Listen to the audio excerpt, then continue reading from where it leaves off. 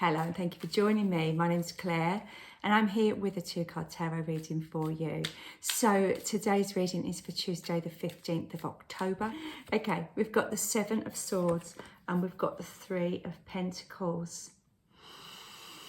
It's funny, when I saw these two cards come out, I got a word just sort of planted in my head, and the word was procrastinating. And we all do it, don't we? We all do it because sometimes we have a job to do or something that we need to do, and we'll find anything else to do rather than that actual thing that's going to be of value to us. I feel like the Three of Pentacles is reminding us that we're having to lay some foundations at the moment. We're putting in plans and maybe working towards a future that we're kind of, wanting. But also we've got the Seven of Swords here, and the Seven of Swords coming in when you have got things to do is a very, very difficult card to manage because it makes our minds very, very busy. So, if you're prone to getting sidetracked, if you're prone to needing to think out every possible scenario before you do something, if you are prone to anxiety or worry, these are all things that can stop us in our tracks when we're trying to build a new life for ourselves. I feel with this Three of Pentacles couple here, I get that they're working together, but it doesn't look like either one of them is particularly happy. And I feel like that's because the Seven of Swords has come in. I feel like they're both lost in their own mental challenges or worlds. So I do feel that there's a link to communication here, to let other people know what it is we're trying to achieve, because actually they may be able to help us, and also listening to what other people want as well. It's very easy to assume that the people in our life are just caught up and tied into what we want to do. They've got their own plans, they've got their own journeys, haven't they? And sometimes this kind of miscommunications or misunderstandings can put a hindrance to things that we're trying to do. So there's a spotlight on communicating with your nearest and dearest, or maybe your work colleagues, or maybe your business partner, somebody that needs to know what it is you're hoping to achieve. And you have to be quite clear and constructive in what you're trying to say there. And the Seven of Swords is once again that reminder that our minds are amazing, and we shouldn't sort of knock how amazing our brains are. But when we're planning new things, our brain hasn't got any experience of those.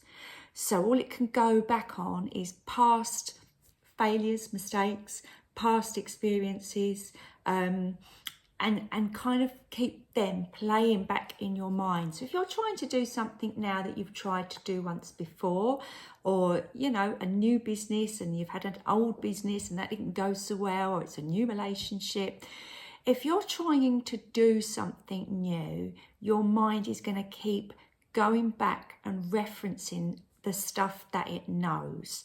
So, reruns of your life.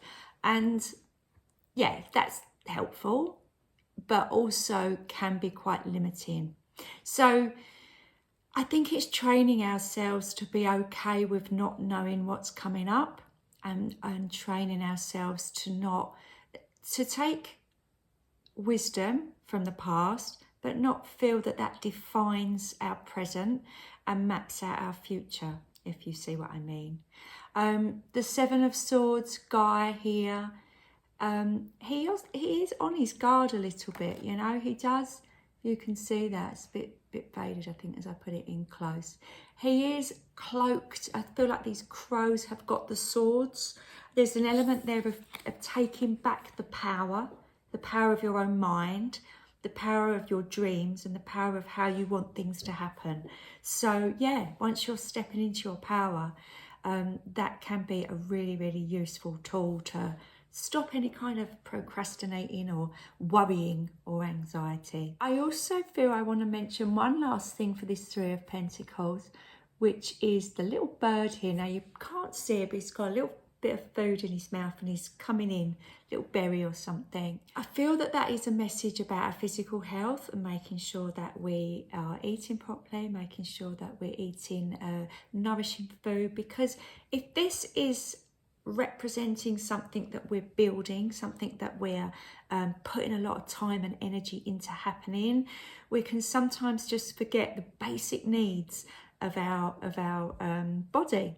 Now, if you're really busy at work, you miss lunch, or if you're really tired when you get home, you miss dinner, or you're rushing out the door, you miss breakfast. And I think sometimes we don't realise the effect of, like, our job is to put food into our system and then our system works properly. So actually, sometimes we can get depressed and anxious, or, you know, our head's really muddled, because we're just not looking after our basic needs, and our body's trying to say something to us like, help me, I need a little bit of nourishing.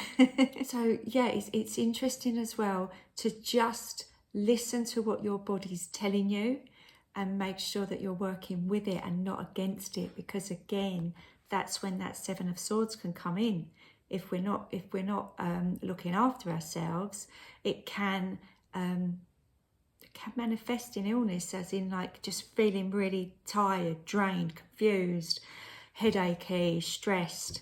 Yeah, so just a little extra message there from that little bird to make sure you're looking after yourself. Okay, I'll be back again tomorrow. I hope you have a wonderful day, and bye for now.